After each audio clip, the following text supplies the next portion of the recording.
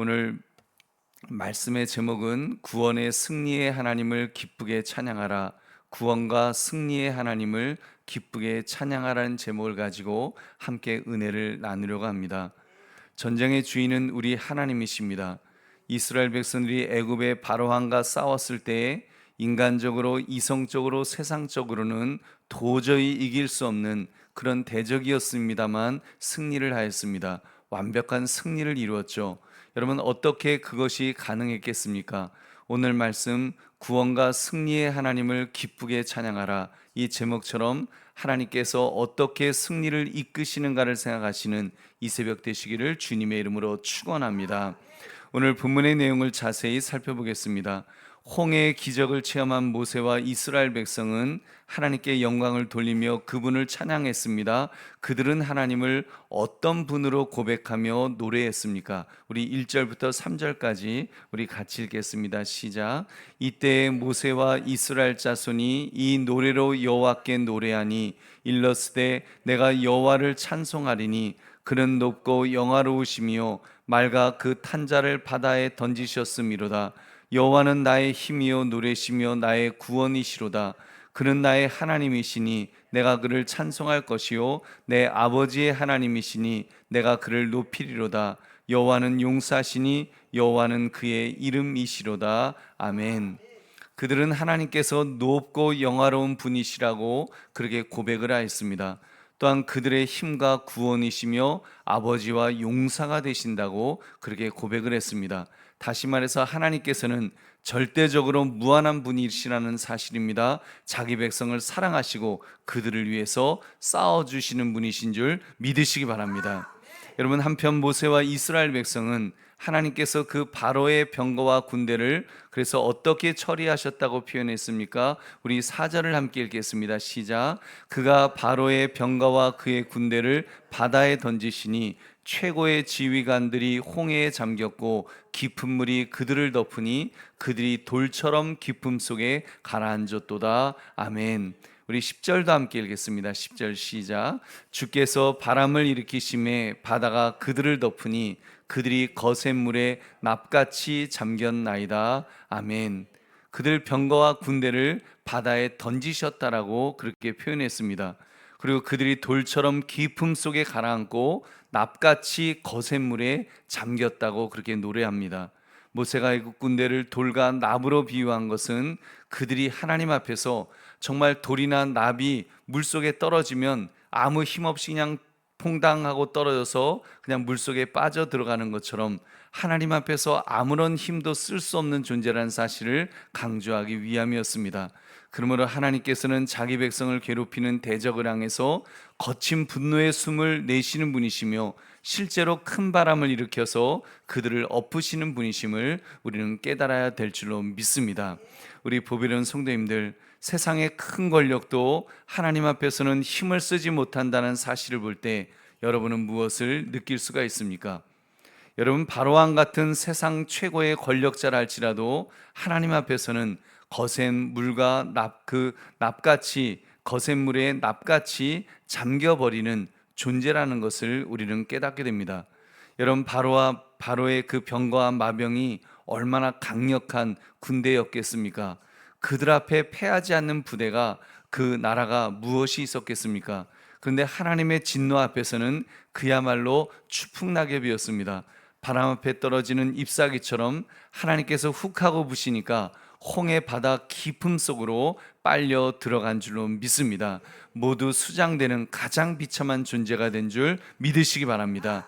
그러니까 누구만을 바라봐야 한다는 것입니까? 누구만을 의지해야 된다는 것입니까? 진정 믿음의 사람이 바라보며 기쁘게 찬양해야 될 분은 누구라는 말씀입니까? 우리 보배로운 성도님들, 오늘 말씀을 나의 삶에 적용해 봅시다. 여러분은 살아오면서 여러분을 공경에 빠뜨리려고 했던 그런 세상의 위협이 있었다면 여러분 어떤 것이 있었습니까? 물리적으로 나를 위협하는 그런 대적들이 있었겠죠. 근데 그런 대적만 대적이 아닙니다. 교묘하게 우리를 잠식시키는 그런 대적도 있습니다. 사실 제가 보기에는 포괄적 차별금지법, 우리가 긴장의 끈을 놓는 순간 순식간에 통과될 법안 하나가 얼마나 그 무서운 대적인지 모릅니다. 그것이 통과되는 순간 사실 우리 예수 믿는 사람의 문제만이 아니라 대한민국 사회가 망가질 것입니다.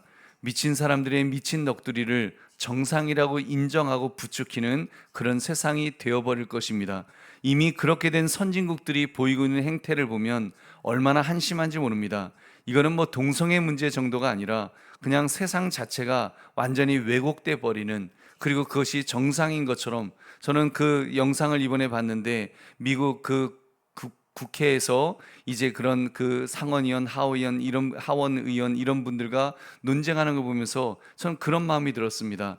아, 저분들이 그 정치인들이 속으로 그런 마음을 가지겠다. 내가 너무 오래 살았구나.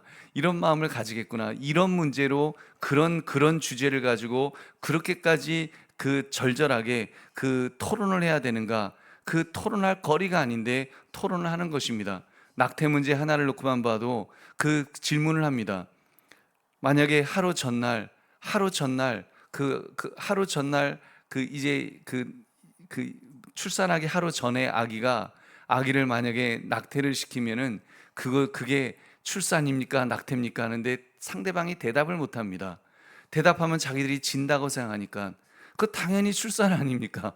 출산이죠. 그 출산하기 하루 전에 아기는 10달이 되어서 출산하기 하루 전에 아이는 그건 출산이지 그게 어떻게 낙태입니까? 그런데 거기에 대해서 출산이란 답을 못 하는 겁니다. 왜냐하면 그 말을 하는 순간 자기들이 밀린다고 생각하니까 그걸 대답을 하지 못하는 정말 악한 세상이다라는 산모의 그런 건강권만 주장하고 아기 자체에 대한 생명은 정말 말하지 못하는 얼마나 악한 마음인가를 볼 때, 여러분, 그렇기 때문에 정말 우리 믿음의 사람은 깨어 있어야 됩니다. 그러한 세상의 위협에 대해서 담대하게 싸워야 합니다. 하나님께서 대신 싸워주실 때까지 우리가 담대하게 맞서야 될 줄로 믿습니다. 하나님께서 하나님의 방법으로 해결해 주실 줄로 믿습니다. 여러분, 그런 점에서 우리 하나님을 신뢰합시다. 하나님은 우리의 힘이요 구원이십니다. 그렇기 때문에 주님만 바라봐야 됩니다. 주님만 의지해야 됩니다.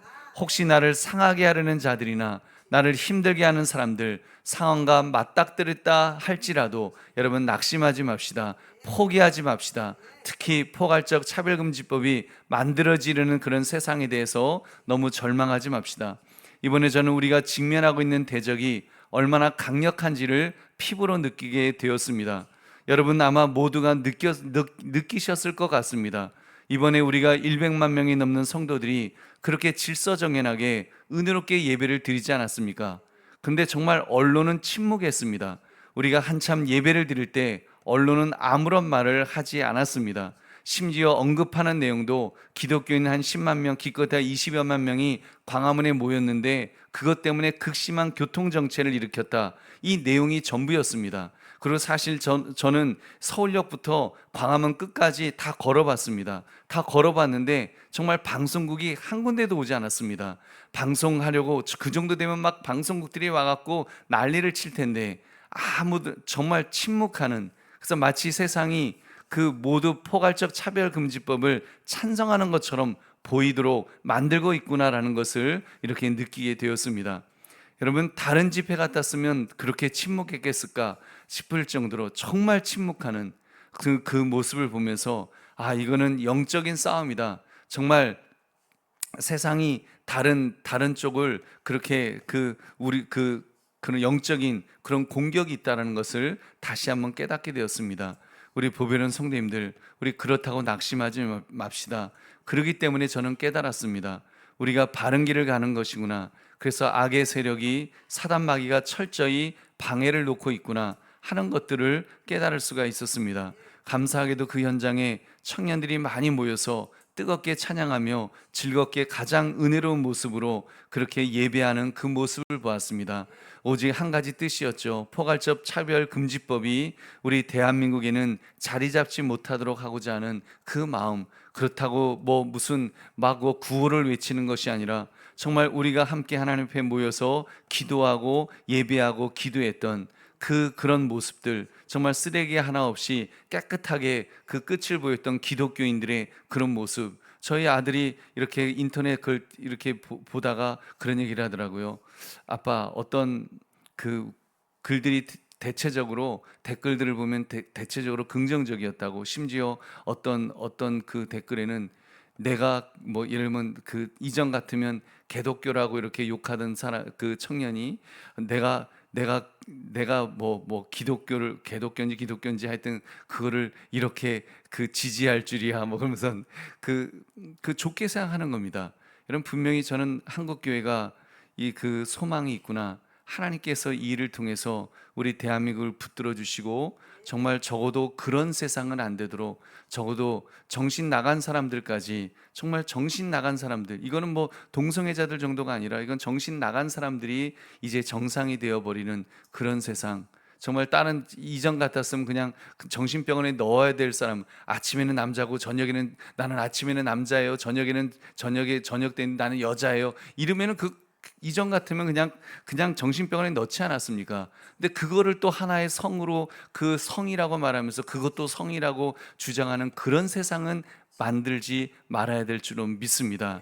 여러분, 그 일을 위해서 우리가 정말 기도해서, 하나님 이 대한민국을 지켜주십시오. 우리 대한민국만 지켜주는 것이 아니라 지금 선진국들이 그런 법을 통과시켰다가 지금 고통합니다. 지금 정말 너무너무 고통하고 있는데, 우리 대한민국 한국교회가 깨어서 이걸 막았을 때 오히려 우리가 새로운 표준이 되어서 정말 그 선진국들이 오히려 대한민국을 보면서 그들도 용기 내고 그 잘못된 것들을 다시 바로잡을 수 있는 그런 세상 될 수 있도록 여러분 기도해 주시기를 여러분 바랍니다. 그러므로 구원과 승리의 하나님을 기쁘게 찬양하라, 이 제목처럼 하나님께서 구원과 승리를 주실 것을 믿고 우리 정말 믿음으로 먼저 기쁨으로 하나님을 찬양할 수 있는 저와 여러분 되시기를 주님의 이름으로 축원합니다.